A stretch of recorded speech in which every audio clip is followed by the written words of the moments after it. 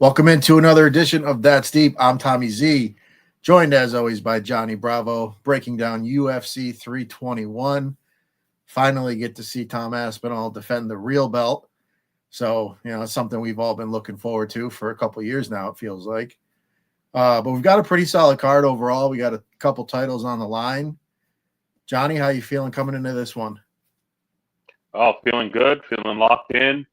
Coming off a decent card and trying to get some money here on a nice Saturday morning at 7 a.m.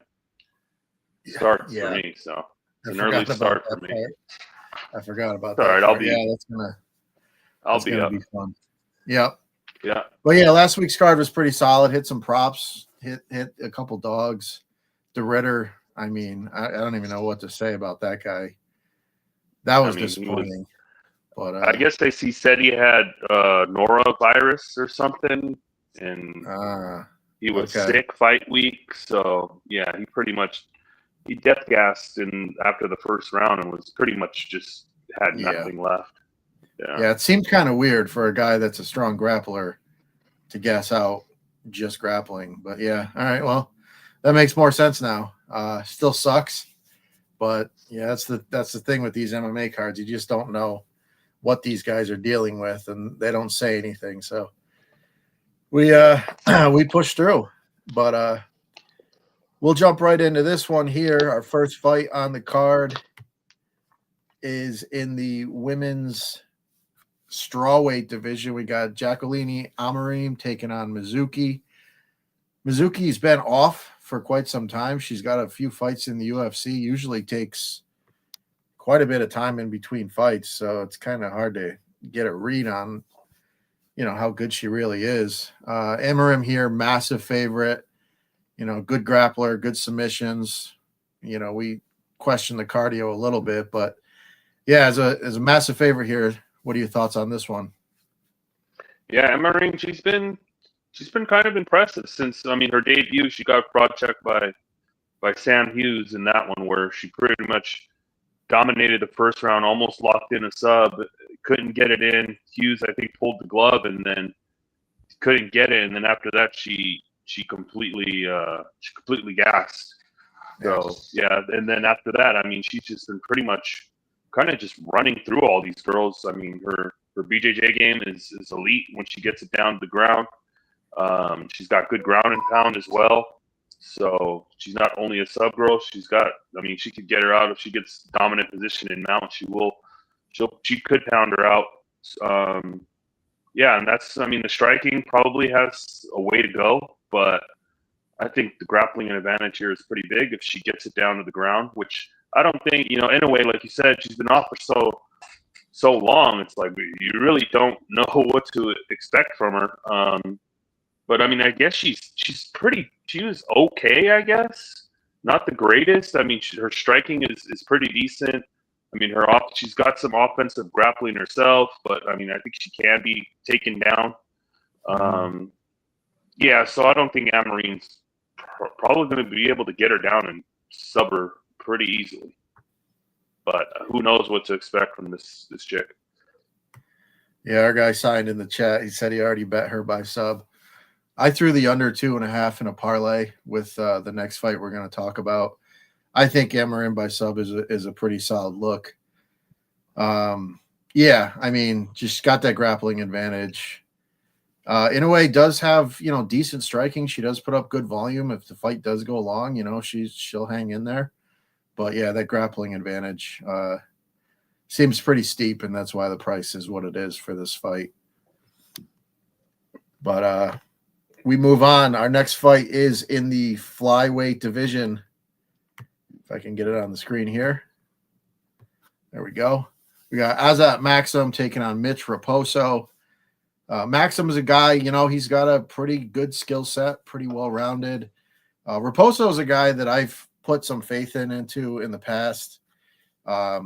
He's just, I don't know. He's got some skills, tough kid, but may not be cut out for the UFC level here. What are your thoughts on this one? Yeah, Maxim is. He's lost his last two fights, but he's put in some some valiant effort in those fights. He showed some tough and grit. He's pretty well rounded. He's got good striking. He can grapple. He's a pretty well-rounded prospect. He's got good power in his hands. Yeah, I like what I see of the kid. I mean, he's had a two rough run, two fight. Where Charles Jourdain and Tagir Ulanbekov. I really don't hold either one of those losses against him. And plus, in those fights, he kind of, he looked okay in those fights. Beat Tyson Nam. Yeah, I mean, I think this kid has some potential. I like his striking. He's got some decent power and good volume. Good work rate. And yeah, Raposo. I mean, I don't think this guy is UFC level. I don't think he's very good. Good cardio though, but just doesn't throw punches really. I mean, he's a lot of movements in there make you think he's doing a lot, but he's just really not doing much. I mean, he doesn't let his hands go. The numbers, I mean, he throws I think it was 2-point-something strikes per minute, which is not very good. Low volume, and just not good. So yeah, I like Maxim here. I like Maxim a lot. I think Maxim gets him out of there. I don't know if it's by knockout or by sub. I can see either one, but yeah, I like Maxim a lot here. Yeah, same. And I tied his money line to the under 2.5 in that Amarim fight, which was I think plus 138 or something like that. So hoping to get an early cash on the parlay, start this card out, these first two fights. But yeah, I like Maxim. I like he seems like he's got a lot of upside. Like you said, Charles Johnson, Tagir Ulanbekov, they're not easy outs. The two of the tougher guys in the division. So, losing to those guys, it is what it is. Obviously a major step down for him with Raposo. So yeah, I like Maxim here. I already got him in a parlay. I'm pretty confident in him this week. Yep. All right, moving right along to two fighters that nobody in the world can have confidence in the heavyweight division. We've got Hamdi Abdelwahab taking on Chris Barnett. Chris Barnett is one of the more entertaining fighters to watch.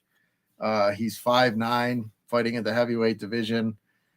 Maxes out the weight class at 5'9", maybe even 5'8". I don't know. He looks pretty short. Taking on Hamdi, who, the guy's got Olympic level wrestling. He's, I've had high hopes for him.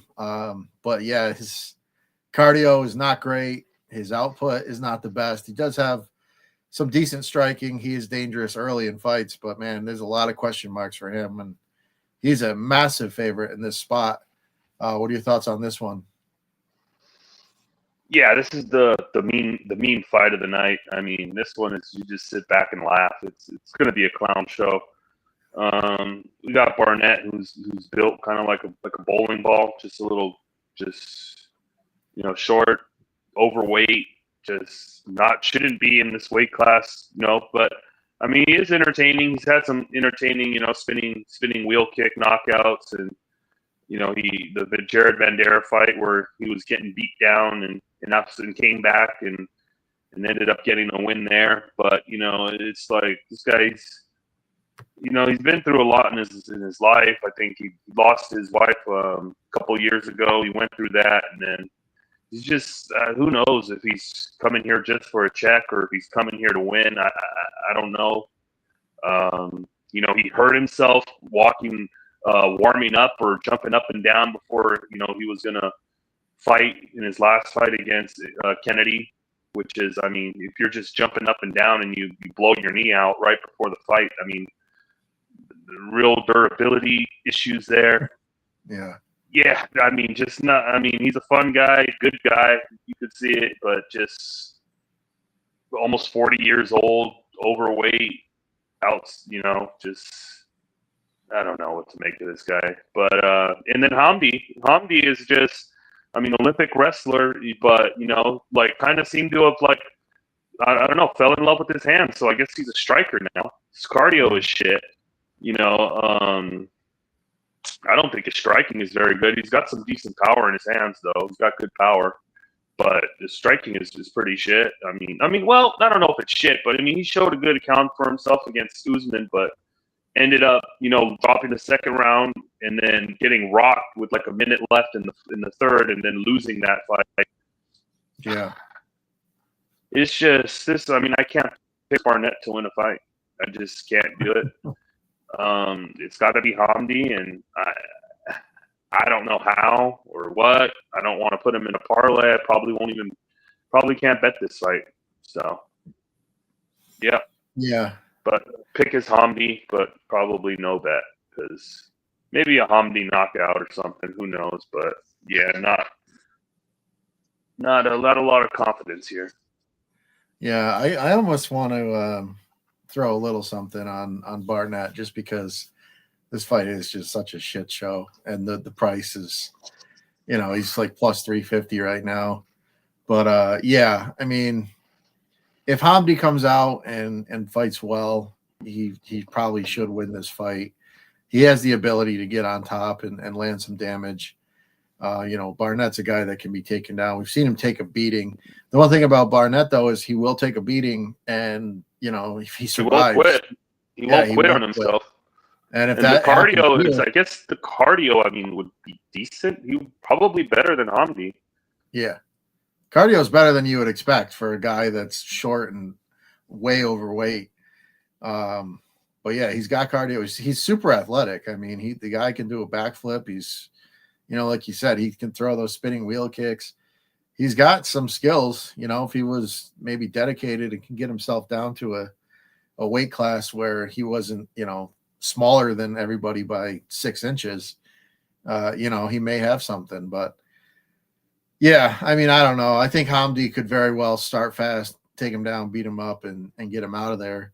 But at the same time, if that happens and he doesn't get him out of there, I could easily see Barnett winning this thing. So I don't know. I'll probably sit back and watch it and, see what we get.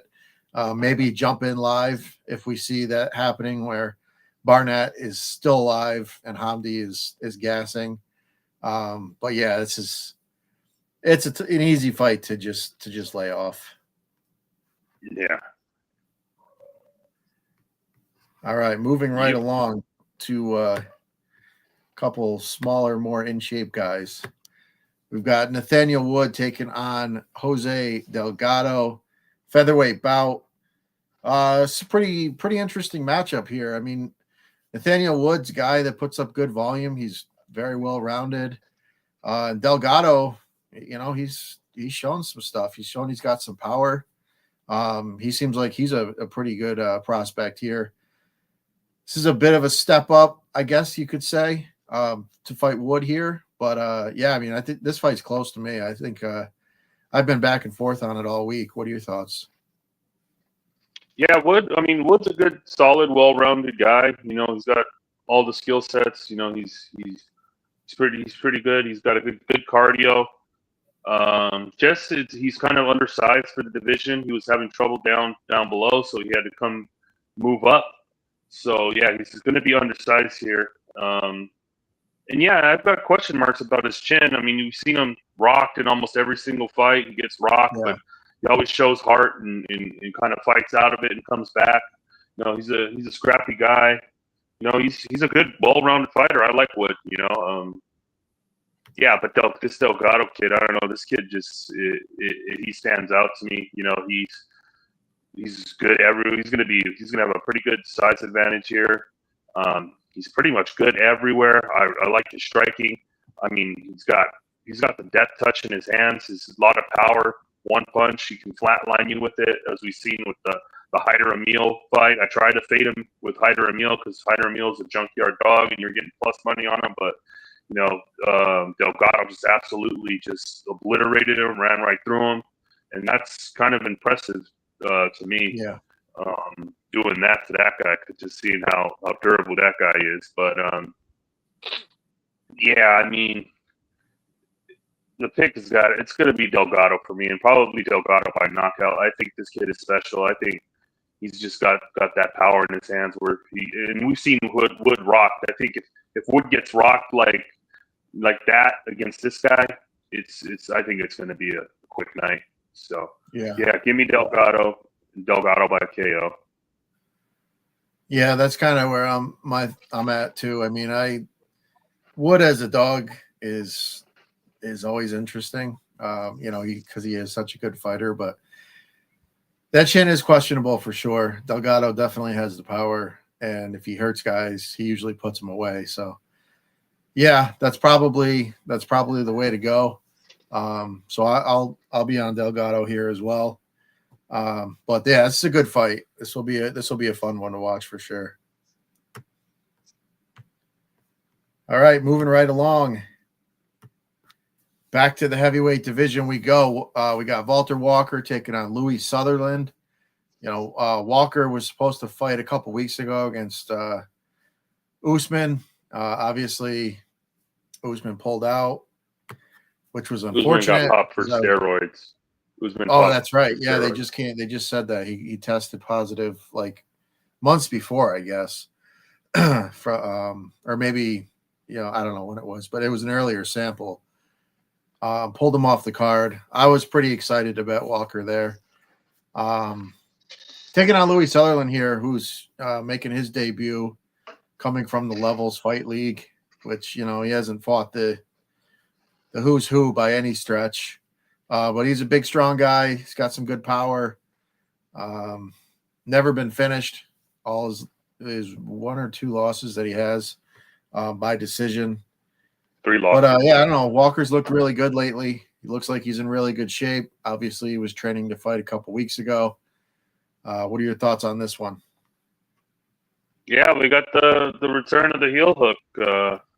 Both these guys were scheduled to fight like a few weeks ago. Both of their opponents pulled out. So, I mean, why not throw them together, I guess. We know what Walker's going to bring. The striking is not great. He's got, decent pop in his hands, but striking isn't great. Kind of question his cardio. We've seen him extend, like in the Brzeski fight where he faded. But 3 heel hooks back to back to back. Could he do it again? I think he could against Louis. This is kind of I think he could get that 4th heel hook here. I don't know. But, yeah, Walker's going to want to get this to the ground. I think if it's on the feet, I don't know. It's probably close on the feet here. But, yeah, Walker has the big grappling advantage. So if he gets him down, or even if he drops down to a leg and rolls some crazy heel hook, I don't know. Who knows? Yeah. And then Sunderland, hasn't been fighting the greatest of competition. He's got power in his hands. Striking's a little it's a little slow. Grappling, it's all right, but I'm not too high overall on Louis Sunderland. He definitely had an easier matchup against Tafa, where he probably had the advantages almost everywhere there, except probably for power. But coming in here with Walker, I think, this could be a good live betting fight, because if you see Walker not having success with the takedowns, on the feet, this is a pretty close one on the feet if Walker can't get takedowns or get that heel hook. So I'm going to say Walker does get him down and sub him. I don't know if he gets a heel hook. He might, but I don't know. I think he gets him down, and I think he finds something and puts him away. But yeah, I think Sunderland could be live if he could stuff some of these early takedowns and kind of push him off and shrug him off and kind of keep it at range. I think Sunderland could be live on the feet, because I don't rate Walker striking very high at all. So the pick for me is probably Walker by sub, but Sunderland, I think, if it's on the feet, is live. Yeah, I think Walker by sub is probably the way to go. I don't know why he wouldn't just go for another heel hook finish, because these heavyweights, they're not good grapplers to begin with, and nobody's heel hooking these guys on the practice mats. Like, he's got such an advantage there. These guys don't know how to defend it, and it's an easy way to rack up wins. So I don't know why he wouldn't just go for that. But we'll see. He said, he said on the Said he Moicano's wasn't. podcast that he wasn't going to do that. But I mean, who knows? But yeah, I think Walker wins this one, and he probably subs him. I would be shocked if he didn't. Yeah. All right, moving right along. We got pretty much a coin flip fight here in the lightweight division. We've got Abdul Karim Al-Sawadi taking on Mateus Camillo. Both guys have some question marks. We haven't seen a ton from either one of them. Camillo came in, got submitted by Gabe Green, so didn't get much on him. Al-Sawadi had a tough debut against Loic Rodzhabov, who, Loic's a pretty tough out, pretty big guy for the division. But yeah, a lot of question marks here. Basically a coin flip fight. What are your thoughts here? Yeah, this is a tough one for me. I really don't know where to go with this one. I mean, Al-Sawadi, I mean, he's well rounded. I mean, he's pretty much he's got a little bit, he's good everywhere.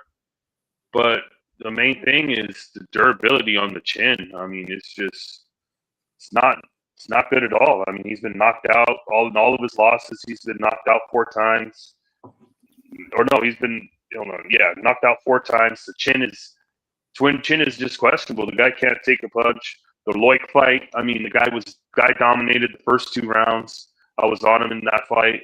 And, come round 3, he just kind of tires out, takes a big shot, and just goes down, and it's over. Mm-hmm. It's tough for me to get behind him, even though I think he's got all the skills and he's pretty much good everywhere. It's hard to back a guy that doesn't have a chin. It's hard to put money behind a guy like that, and feel confident about it. And then Camilo, I think I was on him against Gabe Green. Might have been on him inside distance there. I mean, he was doing okay, and then he ended up getting this triangle choke, and then couldn't get it, absolutely death gassed, and then just got submitted himself, which is just kind of crazy. You know what I mean? Yeah, he just quit. It wasn't even really locked in. He just pretty much tapped. It was pretty bad. But yeah, I was kind of high on this kid. He seems like he has all the skill sets, and he's young, he's athletic, he's a decent striker, he's got grappling. It's just cardio questions, heart questions. I just don't know where to go with this one. This one is probably the toughest fight on the card for me to call. I'm gonna lean Camilo, but yeah, this is tough. Yeah, I was thinking Al-Sawadi just because I think the grappling could play out, but like you said, that chin is tough to. It's tough to really trust. No matter where they're at in the fight, it just feels like he could get cracked at any point. So, and Camilo, yeah, he did. He does have some skills. Tough look against Gabe Green. It's tough to judge off that, but debut fight. So I mean, who knows? But to me, this one's one I'm going to be looking at live. I can't really definitively say who I like here, so I'll watch it live, see what we get, and bet accordingly or not. Maybe look at the takedown props. We'll see what they look like. Maybe sprinkling on like a 2 takedown, something like that. But yeah, for now, I'm just going to lay off and we'll bet it live.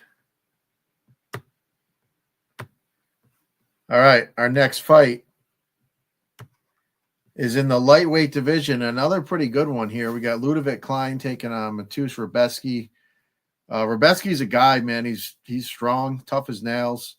He's taken some beatings in the last few fights, but he's as tough as they come. Ludovic Klein, very skilled, fast, good striker.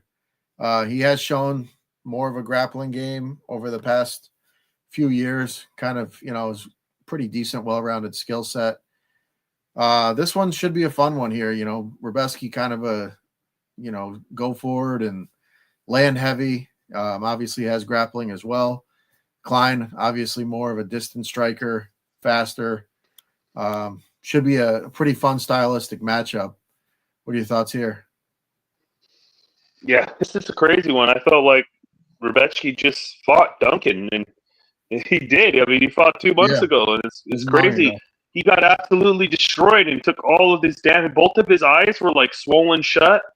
I Yeah, mean, this guy. How does this guy bounce back after he took all that damage in that fight? I mean, the Orbai fight looked like he just got absolutely bludgeoned with the baseball bat in that fight.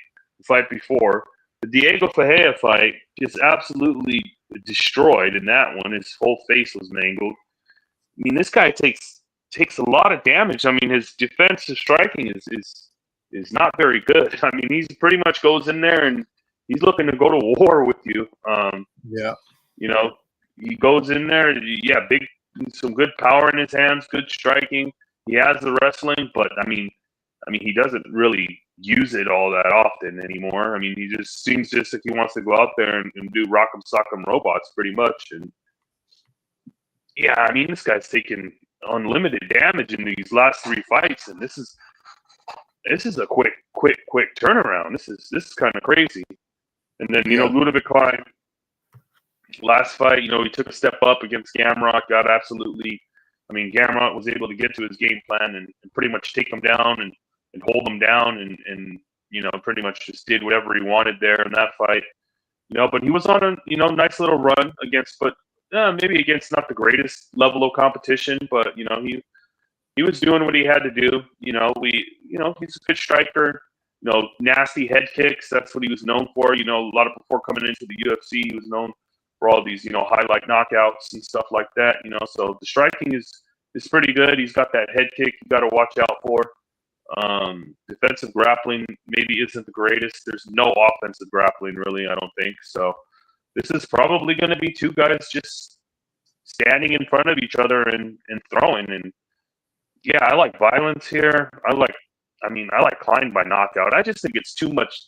I mean, Rebecki's just taking a lot of damage, man. And this is a quick turnaround. I think Klein finds him. Maybe he gets that head kick again and puts him away. I like Klein here. Yeah, I mean, I lean Klein just for the reasons that you said. I mean, a lot of damage, quick turnaround. But I mean, Rebecki's he's shown he's tough as nails. He's tough to put away. So I don't know. I could see this one going a little bit long. It could be an ugly one again. But yeah, I mean, it's tough to put Rebecki away. So, but that head kick is always live. Klein is definitely the faster of the two. So, he can land a precision shot and, that might be all it takes. I expect it to be a pretty solid war. But yeah, I will go with Klein just because I just feel like, even like scar tissue wise, I mean, he may just look better, in between each round. Rebecki's face could be swollen up again. When your face swells like that and you're fighting on short notice, not short notice, but not a lot of time to recover, that swelling can come back pretty quick. So that could be bad optics in the fight. So yeah, I like Klein and I expect a war, but I think Klein probably gets it done. Yeah. All right. Our next fight is in the middleweight division, and pretty interesting one here as well. We got Ikram Aliskerov taking on the Iron Turtle, Jung Young Park. Park's a guy that, he's kind of a tricky puzzle. He's had some really good moments in the UFC. He's had some, tough losses. He's shown some toughness, and at times he's also shown he can be put away, can be low volume at times. But, he's got solid grappling. He's tough. And Ikram, is a guy that, looked like an absolute killer. Obviously, the Robert Whittaker fight happened, and, that kind of derails it a little bit. But, he's got big power. He's, a local guy, so he's got that advantage as well. But what are your thoughts on this one? Yeah, I'm an Iron Turtle guy. I mean, I like the guy. I like his style. He's pretty much well rounded. He's good everywhere. He's got good striking. I mean, he's a bite down, grind it out kind of guy. Tough, won't quit on himself. He's good cardio. I mean, he's just a fighter you like to back. And his last fight, I mean, he faced a little adversity in that fight. Got hurt in that fight, and then had a couple eye pokes in there, and he was able to face the adversity. He pushed right through it. In the Nordia fight, he pushed right through it, and yeah, was able to pretty much. I mean, he looked good after initially that first round where he got hurt in that fight, where he got hurt, and then the eye poke, and then after the eye poke, he pretty much just turned it around and came back and absolutely destroyed him. Yeah, I know. He was on a nice little run. And then the Muniz fight. The Muniz fight was not the greatest of looks. But yeah, I mean, he was doing what he had to do. He's been on. He's on a nice little run here.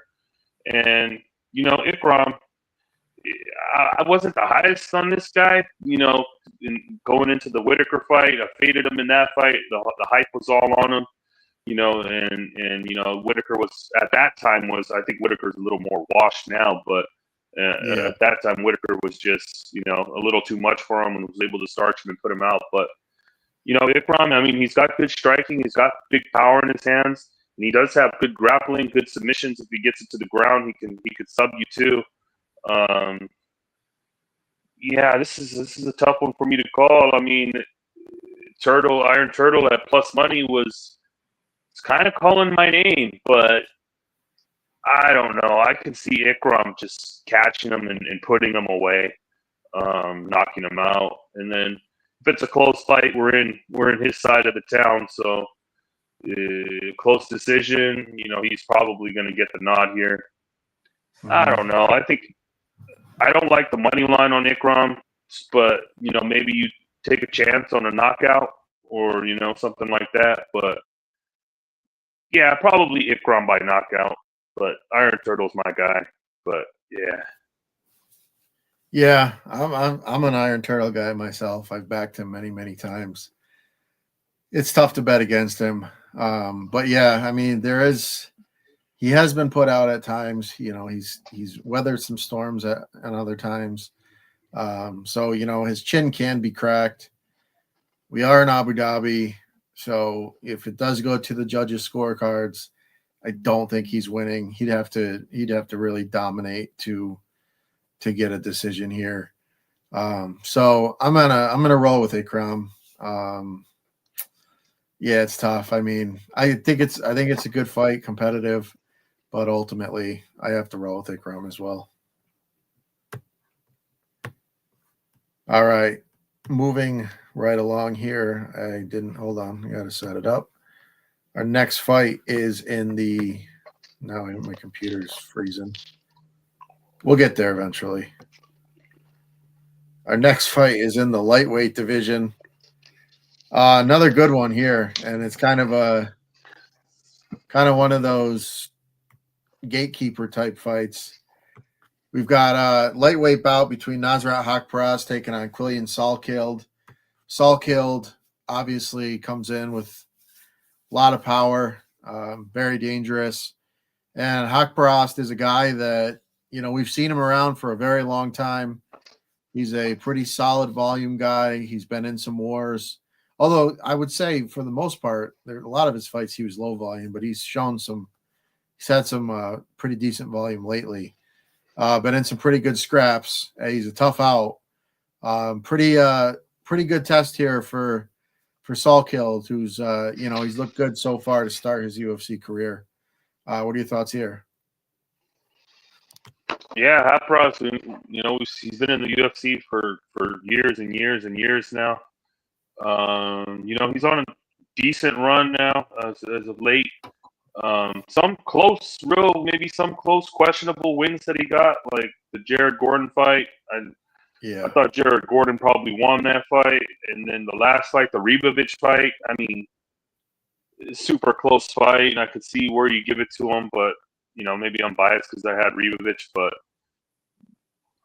Yeah, I mean starches Jamie Malarkey, and yeah, I mean he's on a nice little run right now. He's looked good, good volume, good striking. Really kind of just like you said, he was low volume, but recently he's kind of shown that he actually has some volume and power. So Yeah. that's interesting. He's kind of developing later on into his career, and he's looked good, even though there's been close fights. I mean, he still looked good in those fights. It's been against just other guys that were tough. Yep. Yeah, I mean, yeah, he's this is a short notice fight. They put this together late. I'm guessing Haparas is in his side of the world, so they probably want him to win. Salkill coming in here from Australia on short notice, probably not the funnest of trips to get over here. But the kid seems hungry. This kid seems willing to step up. The game is good. I mean, the grappling, the relentless pressure, and the kind of like the Marab style. He'll just continuously keep shooting takedowns, and he'll just keep coming at you. The cardio checks out, but this is short notice. So is he going to be able to chain wrestle like that? Who knows? Probably. He's a young guy, so he should be able to. The striking, I think, needs a little bit of work, but I mean, the kid's an interesting prospect. Man, this is a tough one. Another tough one. Pick 'em fight. I'm gonna say Haparas just because maybe he gets, he teaches that vet lesson. Maybe this is just something that Salkill kind of needs, just a little vet lesson here. We're in his, we're in, if it's a close fight over here, Haparas is probably gonna get another split decision. Yeah. So yeah, I'm gonna go with Haparas here just to be able to stuff some takedowns and just outstrike him out. Just be the better striker on the feet and be able to stuff takedowns. But Salkill, I like the kid. I think he has a lot of potential and it could be really good. Yeah, I kind of that's where I'm at too. I think Haparas, because he does have some pretty decent takedown defense, so he could stuff some and just kind of keep it on the feet and do his thing. It feels like one of those levels fights where maybe it's a bit of a step up for Salkill and just he's not quite ready yet, but he could be. I mean, he is a guy that will shoot for a lot of takedowns. I'm interested to see what the takedown props are. They're probably not going to be great because he does tend to land a lot, so they're probably not going to give us any 2 takedown, 3 takedown props. But I'm interested to see what they give us for those. Could throw a little sprinkle there, but yeah, I think Haparas, like you said, close decision. He's probably winning, and yeah, he's been on a nice little run. He's fought some really tough guys, so he's proven his worth. So I'll roll with Haparas as well. All right, our next fight is. This is we start in the main card here, yes. And the Alexander Rakic taking on Asmat Mirzakhanov, light heavyweight bout. Another interesting one here, man. Rakic has not had a ton of success lately, but he's also fighting some really, really tough guys. Lost to the former champ 5 rounds. Pretty bad fight. Not a great fight at all, but still went 5 rounds with the former champ. Mirzakhanov's got some sick power. He's one of those guys that just looks old and just never looks impressive to look at, but the dude's got some power, good skill set. He's still undefeated. Very, very interesting matchup here. What are your thoughts on this one? Yeah, this is a very interesting, very, very interesting matchup. Mirzakhanov's looked like just an absolute killer in the UFC. I mean, he's pretty much. I mean, he's running through everybody. I mean, the dude's power. I mean, this guy's power is just crazy. He seems to just he touches you and you pretty much you go to sleep. You feel that power. You feel it. When he touches you. Yeah. I mean, he can be grappled a little bit. I've noticed the takedown defense may be a little bit suspect, but I mean, the striking on the feet, it's kind of low volume and he just hits you with power and it affects you. On a pretty good run here, and Rakic. I don't know what to make of this guy. I thought he had a lot of potential coming in, and then, he blows out his knee in the Jan fight. I was actually on Jan in that fight, but, he blows his knee out, and then, I don't know. Since he's came back, he has didn't look great against Yuri, got starched there. The Ankalaev fight, I mean, he did decently in that Ankalaev fight, but Ankalaev is Ankalaev. I think anybody can be decent against him, but, I mean, Rakic has all the skills. I mean, he's well-rounded. He's good everywhere. He can grapple. He can strike. It's just I question the chin, the durability. His body's given out before on him in fights. The chin. He's been knocked out. I just can't go against Mirzakhanov right now. This guy is just walking through everybody.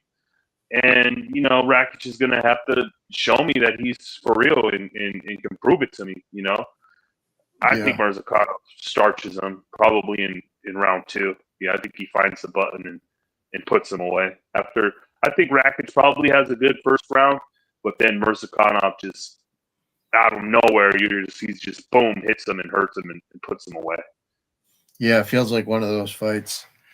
Yeah, Rakic gets going, gets those leg kicks going, looking good, and then next thing you know, takedown. Maybe gets a takedown. Maybe and then boom, just good night. Yeah, and Mirzakhanov. I mean, the guy, he does have the death touch. It's tough. It's tough to fade him. Yeah, and I think Rakic, he's got the skills. Sometimes I don't know, maybe questionable fight IQ, questionable heart. I don't know. The Yuri fight, he was looking great in that fight, and then just got absolutely destroyed. So he's a guy. He's got the skills. He got the size. Still relatively young. I think he's like 33. So. Can make some improvements, but he has had some injuries, so that kind of ages you a bit as well. But yeah, I like Mirzakhanov here. Again, he's going to have the crowd on his side. Any close decision is more than likely going to him. So yeah, give me Mirzakhanov here, but I think the knockout is live for sure. Yeah. All right, we move on to Johnny's favorite heavyweight. We got Alexander Volkov taking on Jailton Almeida, the submission specialist, the real submission specialist of the division, I'd say. Almeida's your guy. This is a hell of a matchup here. Volkov has been at the top of this division for many, many years. Gigantic dude, tall. Very dangerous striker. He's got power. But Almeida's got that grappling. What are your thoughts here? Yeah, Almeida, I've been an Almeida guy for a long time since he's, came into the UFC. I'm high on the guy. It's just not, it's the grappling. It's a big advantage here at heavyweight. A lot of these guys, they cannot grapple at heavyweight. It's pretty pathetic, and Almeida, he's kind of a physical specimen, big guy. I mean, he probably should be a light heavyweight, but I mean, the guy is massive still here at heavyweight.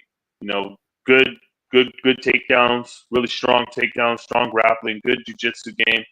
If he gets you down, if he can't find the submission, he will get to a dominant position. He will hold you there. Curtis Blades was the one. Curtis Blades, good strong wrestler, wrestle boxer, was able to, he actually took in that first round, he took Blades down a bunch of times pretty easily, and then kind of, Blades he met some resistance in that second round and, hit him with an elbow to the side of the head, which kind of probably threw off his equilibrium a little bit. And then this repetitive hammer fist, put him away. But he bounced back, came back. Spivak, he just absolutely ran through Spivak, which was pretty impressive. You know what Jelton's going to do. He's going to come in. He's going to throw that teep kick to the body, and he's going to shoot in for a leg and drag you down to the mat.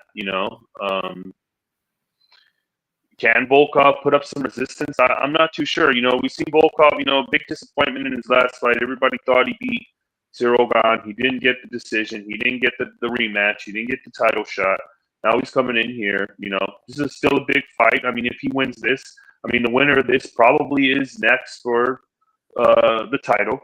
So, big implications on the line here. Volkov, big guy, tall. He's long striker, uses his jab, keeps the distance, good striking. But we've seen deficiencies in his game when people are able to take him down. Cyril Gane took him down in their last fight. Curtis Blades was able to take him down and hold him down. Tom Aspinal took him down easily and submitted him. I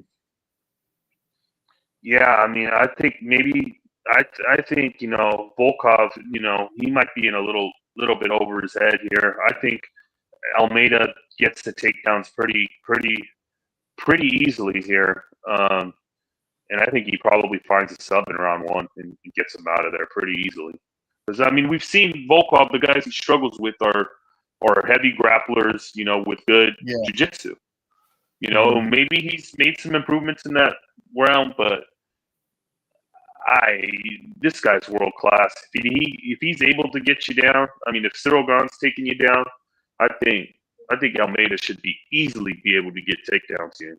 So I think this might be one-way traffic here. Not saying Volkov's not a good fighter, but I just think the takedown could come so quick and he could just latch onto something just like that. I like Volkov. A dog shot on him. I guess if you're betting money line, you probably take. The line is probably a little wide here, a little disrespectful to Volkov, but I'm on Almeida. Yeah, I think if you're gonna bet Volkov, I'd probably bet him by KO because I feel like the way he wins is stuffs takedowns, keeps it on the feet, and then just because Almeida's striking is not the greatest. It's not the greatest, but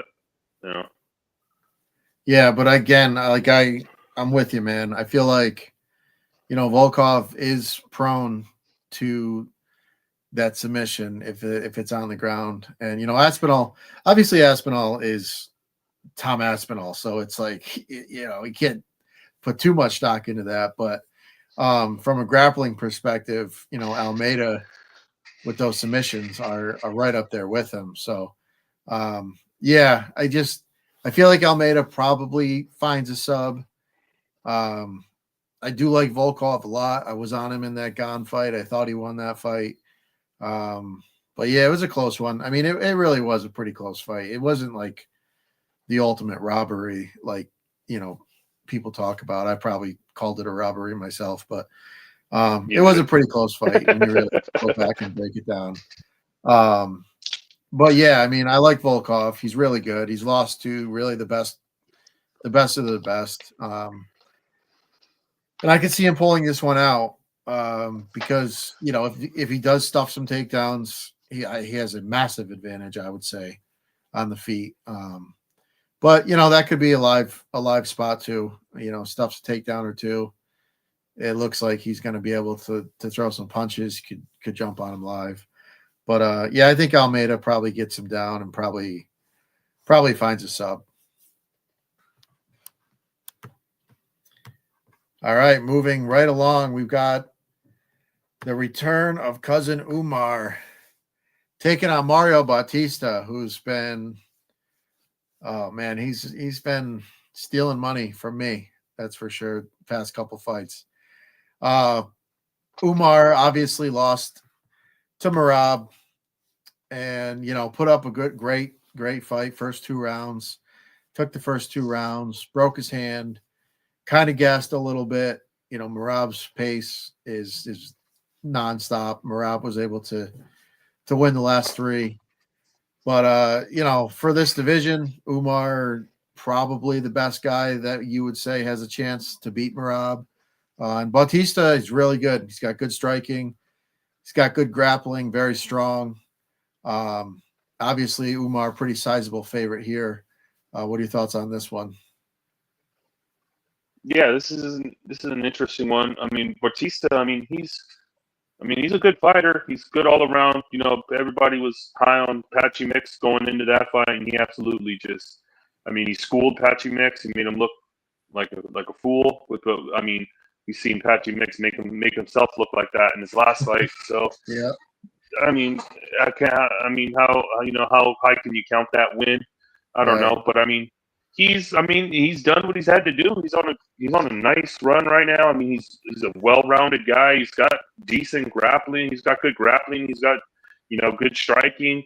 Good volume. I think he's a solid, well-rounded fighter. But this is a big Umar. I mean, this is his lineage. Where he comes from. He's just and he's more of a striker than a Nurmagomedov wrestler. Mm-hmm. I like his kickboxing and his striking is real solid. Good power in his hands, good grappling. The last fight against Merab was rough. Because he won the first 2 rounds and then he said he broke his hand in that fight and. I don't know. I don't know how to make when fighters say that. You should the adrenaline should be able to have you push through that. Mm-hmm. Yeah, and then he kind of like Merab he kind of slowed down, and then Merab did what he had to do in those last three rounds and was able to to edge out the win there, and it was a competitive, close fight. I mean that's probably the biggest challenge that Merab has had, I think, in his little reign here, in this little run here. So yeah, I mean, Umar is a massive favorite. I looked at the Umar decision price. It's not great. It's minus 175. I think he wins, but man, all these numbers are juiced. It's hard to really, unless you think he finishes them, then you could probably get a good price on that, but. I don't know. Batista's pretty tough. Yeah, I mean it's Umar, but it's like how can you bet him? He's big chalk, big. Unless you parlay the decision, or you take unanimous decision or something like that, and maybe you take unanimous decision, it'll probably get you like a minus 130 or something, other than the minus 175. So that might be interesting. Yeah, I think Umar wins, probably decision, maybe finish. I'm not too sure yet how I want to attack this one, but I think Umar wins. Yeah, I think Umar wins. I think he wins by decision. Batista's tough as nails, very, very talented, very skilled. I just think Umar, obviously Umar does have very good striking, and he could put anybody out really at any time, I guess, but for the most part, he is a Nurmagomedov at the end of the day, and they fight to win. If there's a path where he can land a couple takedowns, get some ground control, he'll take it. If he's winning at the boxing range and can just, kind of point fight to a win, he'll do that. So I think this fight goes all 3 rounds. Umar by decision. I don't like betting props like that as parlay pieces, but I feel pretty solid about the fact that it's going 3 rounds. So, I really don't like parlaying minus 200 by decisions. Like, I know it's tough. It's not very comfortable like doing it. No, but I do think Umar wins this fight overall. I mean, if you want to put together like a little 3-legger or something where you're just trying to get a few winners, Umar, I feel like is safe. But yeah, I like Umar. I like the overs. I think this fight goes all 3. And, I don't think he's losing again anytime soon. We'll see how long it takes him to get back to the belt. I don't think it'll take that long. No, I I think him think and this one and Merab, maybe one more, and then yeah, he probably him and gets. Merab is like really outside of like, I mean, I don't even know. Like, I don't. There's no strikers that I really feel can just snipe Merab. So, O'Malley, I guess, would have been the guy to do it, and he's not even Sandhagen. close. So, Sandhagen, another one that you would have thought maybe, but that did not go well. So, yeah, I mean, I feel like if someone's gonna take Merab's belt, it's probably Umar. But we'll see. I think we'll see them fighting again soon. I don't think Umar loses anytime soon. So Umar, Umar by decision. Maybe take a shot on the knockout, but I don't know. I just don't see it. Yeah. All right, we move right into our first title fight of the night. We've got the women's strawweight title on the line, vacant belt. Verna Jandiroba, who's been on a nice run. She's a very strong grappler, one of the strongest grapplers in the division. Taking on Mackenzie Dern, also one of the best grapplers, one of the best jiu-jitsu practitioners in the UFC. They fought in the past. Mackenzie Dern did get that one. That was years ago. This is it's a pretty interesting matchup. They're both good grapplers. They're both, they can both do a little bit of work on the feet. Neither one of them super great striking, but yeah, it's a good fight. It's a fun fight. I like both of them. They're both fun to watch. Yeah, it's a good one. What are your thoughts here? Yeah, interesting rematch. So they already fought again, and that they've already fought. So I mean, going back and rewatching that one, I kind of forgot all about it, and I had to go back and go back in some time. I think it was during the pandemic they fought. Yeah, it was. Yeah, Yeah, well, it was during the. So I mean, they fought a while ago. Yeah, Verna, really strong grappling, good grappler. Good BJJ on the ground, just really strong wrestler. But the striking, like you said, is, it's. I mean, the striking is a little is pretty terrible for Verna. I mean, it's ugly. It gets ugly on the feet. But she does have a little bit of pop in her hands, I guess, when she throws, because she kind of throws kind of wild winging shots and nothing really technical about it. yeah, But yeah, she really hasn't really needed it too much. She pretty primarily uses her striking to get inside and take the girls down and do her best do what her best work is at on the ground. But it was kind of weird. We watching that first fight. It was kind of like she didn't want to go to the ground with Dern. Like, it was kind of weird. She wasn't shooting takedowns. She wasn't really wrestling. There was one exchange where in the second round where Dern got like her nose broken and she landed on top and she stalled out on top for the remainder of that round, and that's how she won the second round. But and then Dern was able to get up in the third and do better work there and steal it. Dern, she doesn't have the best offensive wrestling. Getting the fight to the ground is a big problem.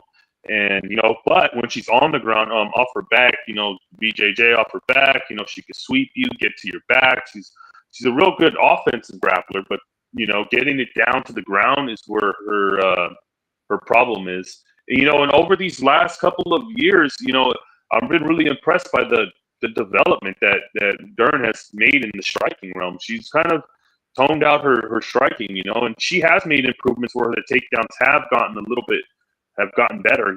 I think Dern is she's slowly, as you could see the improvements in her game going back and watching her fights, you can see where she's been improving at. Yeah, this is a real interesting one. We've seen them fight before. I mean, I don't know what's too much is different. I mean, I don't see Verna submitting her. I mean, I don't see Verna. I mean, is Verna scared to go to the ground with her, kind of like she was in the first fight? I think relatively, I think she probably is, because she probably knows that Dern is pretty dangerous down there and can do a lot of work from bottom as well. And then the two, if she doesn't shoot takedowns, Dern has made improvements on the feet since the last fight. So I really don't see the rematch going too much different. I think Dern has kind of improved in the stand-up. I think Dern has made big improvements. So has Verna. But I just think incremental on the feet, I'm going to give a big advantage. And I think this is probably going to be like a sloppy striking battle on the feet, just because two grapplers, that's kind of what it usually ends up being, is just a sloppy strike fest. Yeah, I like Dern here. I think she's just the better striker, the cleaner striker, and she's shown she has some pop in her hands too. So yeah, I like Dern here. Yeah, pretty significantly here, but nah, probably maybe have to get a little creative and maybe try to get some plus money on her. I don't like the money line; it's blowing out a bit. So maybe like a Dern and over 1.5 or Dern and over 2.5, maybe to bring the juice down a little bit. But yeah, I like Dern here. Yeah, I feel like that's a pretty solid look. I figure this fight probably gets into the third and fourth. Very good chance it goes all 5. But yeah, I like Dern. I mean, her striking, her willingness to go forward, and she'll take a shot and keep moving forward. Like, we've seen her hurt bad. We've seen her nose smashed bad. And, there was a time when, she was the pretty girl, the jiu-jitsu girl, and you didn't know how tough she was. But, we've seen it in some fights where she's gotten smashed and she kept fighting. So you got to give her some credit. And, her striking's come a long way from the time she started. And, it's her willingness. She's not afraid to get hit. She's not afraid to exchange.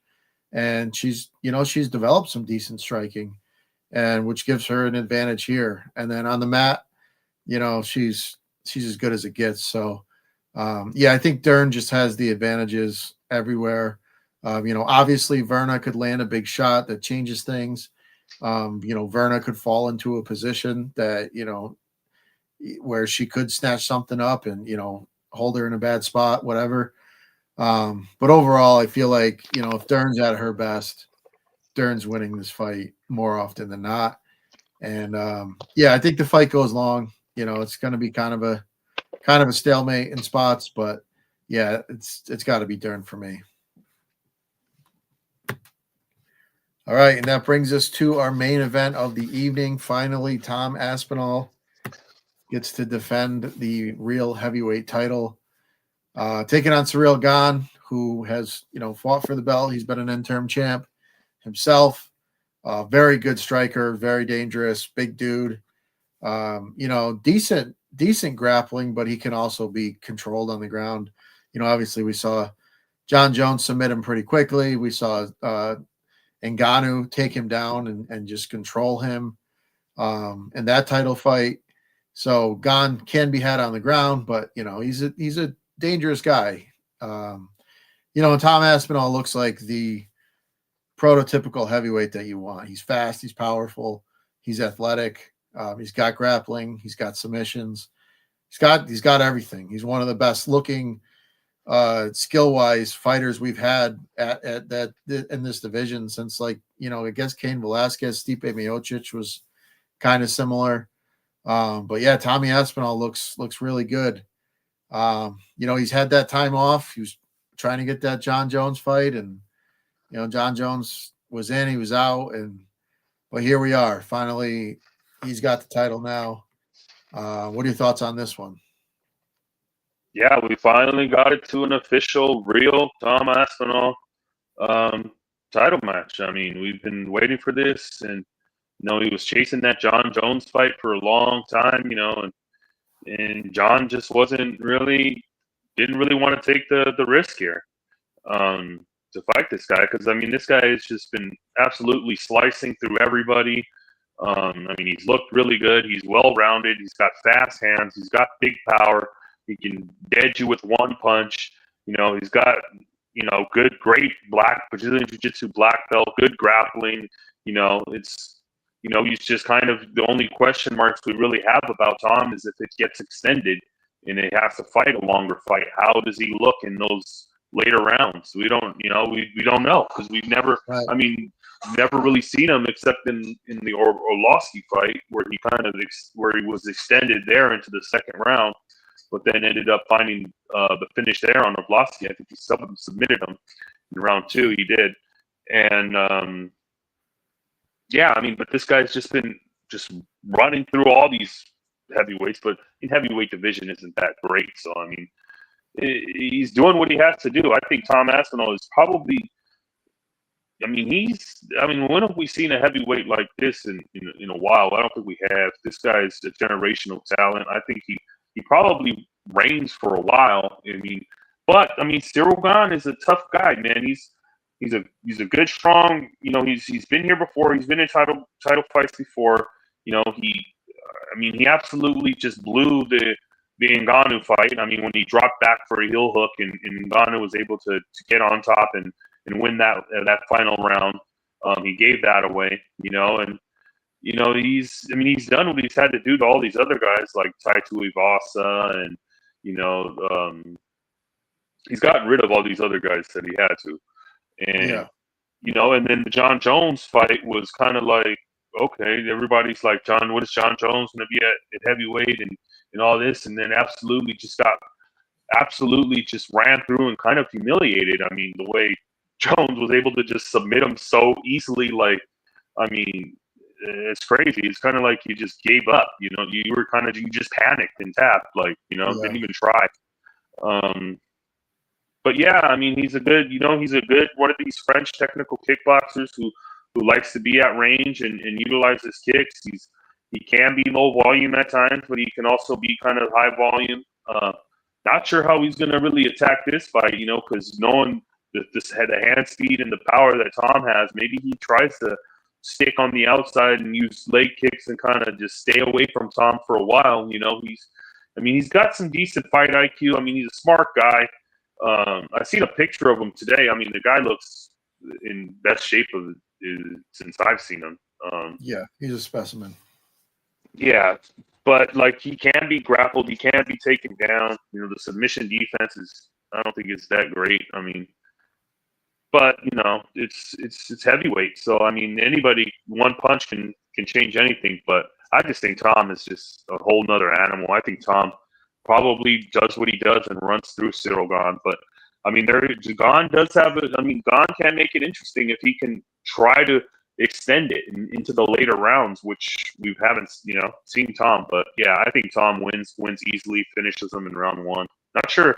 I've been on the fence of whether it's a knockout or he takes him down and subs him. I'm not too sure. Yeah. I'm waiting for more lines to drop. I want to see what the Aspinall in under 2.5 is. Maybe that might be a decent price on that. But yeah, I like Tom here. Yeah, me too. How can you not? The guy just looks like the real deal. Obviously, he's got the skills to take him down and submit him. Maybe if they're talking about that White House card, and John Jones' name is always going to be live for that one. So, maybe maybe Aspinall wants to show him, hey, look, you submitted him here, I submitted him here, same deal. But yeah, who knows? It's tough to really tell. Aspinall's joking about he's going to fight a 5 rounds boring split decision. Obviously that's not the plan, but you just don't know. He could come out striking. He's got the striking, he's got the power. Pavlovich was the big scary monster of the division, and Tom Aspinall just destroyed him on the feet. Took his aura right away. He hasn't been the same since.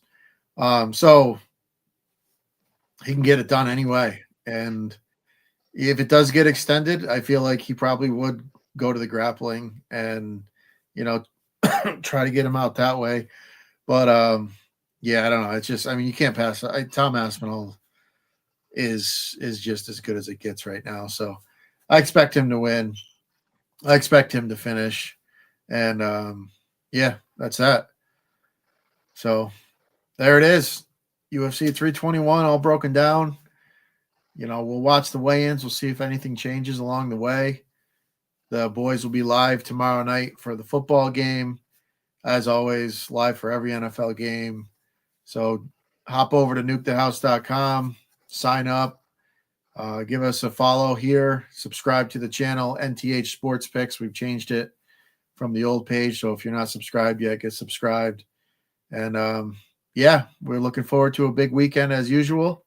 Johnny, if you got anything else for us, let us know. Otherwise, we'll get out of here. No, that's it. All right. You're going to the game tomorrow night, so enjoy that. And Yeah, I'll be there. we will see you guys this weekend. Thanks for tuning in, and we're out. Laters.